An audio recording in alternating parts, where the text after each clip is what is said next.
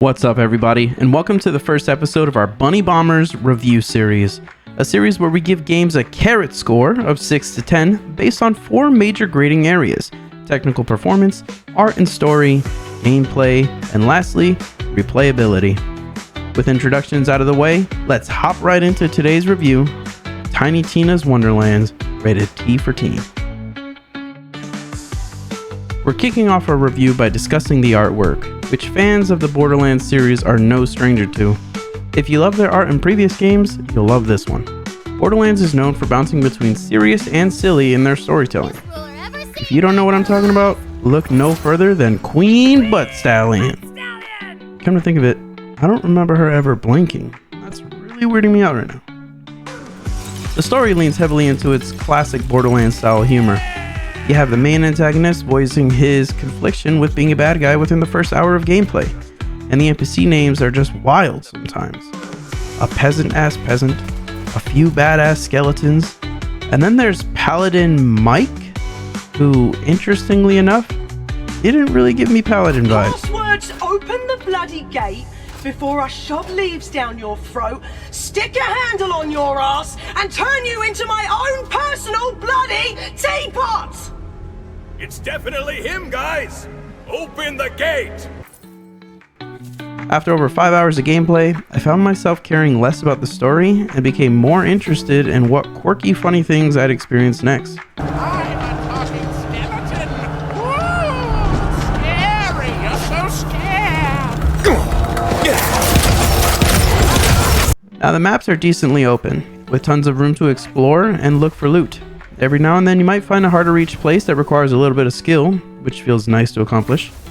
There's tons of hidden secret chests for you to collect, and I found myself battling the urge to just explore every corner of this game, mainly because I wanted to prioritize completing the story first. The different voice actors really bring this game to life. Hearing from each of the main characters throughout my gameplay made me want to focus on what they were saying every time. All that said, Carrot Canvas gets an 8 out of 10. Moving on to Carrot Control. I gotta say, I love the movement in this game. I felt like I was playing Call of Duty or Apex Legends. The movement was so fast and smooth. I was jumping, sliding, and sprinting everywhere. Dodging in and out of cover to scan for enemy headshots felt easy and rewarding. Possibly the best part of this game for me. Now, if you're not used to Borderlands' loot system, you might be overwhelmed with all the stats shown on each weapon. You could just opt into equipping the highest item score available, but some guns just feel better to use than others, even though they have a lower score. The gameplay loop feels like a classic loot and shoot system. Outside of the quirky story and side quests, I don't feel the gameplay offers a lot of depth. As far as balance was concerned, playing on medium difficulty felt like a chore. Despite looting weapons that had much higher item score, the damage increases never felt as significant as I would have liked. I found myself emptying entire magazines into small enemies that were the same level as me. This just didn't feel right. All that said, Carrot Control gets an 8 out of 10. Moving on to Carrot Crunch. Thank God I was able to play with no crashes or bugs that ruined my experience. It's unfortunate that's become such a regular occurrence in gaming these days, but Tiny Tina's Wonderlands was good to go. The game's minimum specs are reasonable. Assuming you have a modern PC purchased within the last 4 years, you should have no issues playing it. One complaint I have about the UI is that sometimes when hovering items on the battlefield, you have to perfectly position your character in order to see the tooltips. If this would just pop up on your screen whenever you got close, I feel it'd be better. It makes me feel way too vulnerable stopping and staring at the ground when I'm trying to compare different loot. Also, I felt like the pause menu could have used a little bit more love. I felt like there was a lot going on the inventory and skill screens, which made me not really enjoy using them. I feel if you need an entire multi-step tutorial on how to spend and allocate your skill points, the system is probably more complex than it needs to be. On a positive note, I wasn't comfortable with the controls they gave me, so being able to change every button to my liking was really appreciated. So, Carrot Crunch gets an 8 out of 10 for me. Now for our last major grading area, Carrot Crave. Alright, so once you hit 5 to 7 hours of game time, you begin to enter the grind stage, where main story quests are level locked, and you're now forced to do side quests in order to gain experience and meet the level requirements to continue forward on the story. As someone who was looking forward to a quick playthrough to appreciate the main story and move on to another game, I felt like this was a huge letdown for me. Sure, there's a ton of side content to explore, and I imagine the devs wanted to make sure people got to experience all the extra content that they worked so hard on. Unfortunately, I don't have that level of commitment for this game.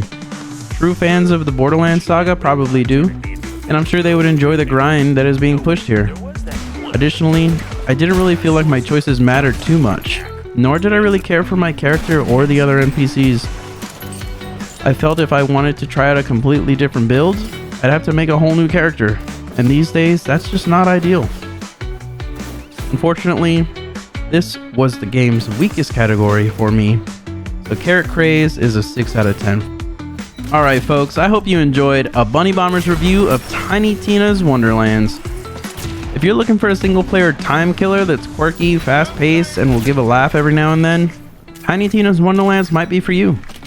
Personally, I won't ever play it again, as the looter shooter genre is so popular these days. Developers have constantly found ways to improve player experience. Unfortunately, despite this game being released just 3 years ago, it feels outdated. But hey, what do you guys think about the game? Have you played it before? Do you plan to play it? It is available for free right now on the Epic Games Store, so go ahead and grab it before it's gone. And before we get to the final Carrot score, I want to take some time to say thank you. For those that were watching and aren't subscribed, I typically post 2 to 3 videos a week. I publish spiritual motivational content every Sunday to help us improve our lifestyles. Later in the week, I am to entertain by showcasing some Bunny Bombers art projects that I'm working on, or just gameplay videos.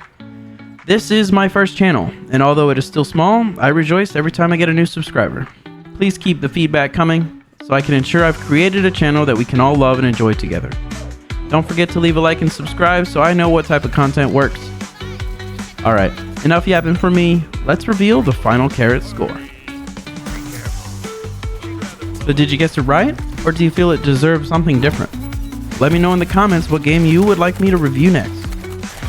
Well, that wraps up episode 1 of our Bunny Bombers review series.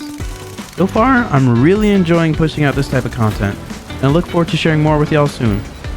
Until then, stay safe, take care of yourselves, and I'll see you in the next one. Bunny Bombers, click, boom. You did good, kid. Real good.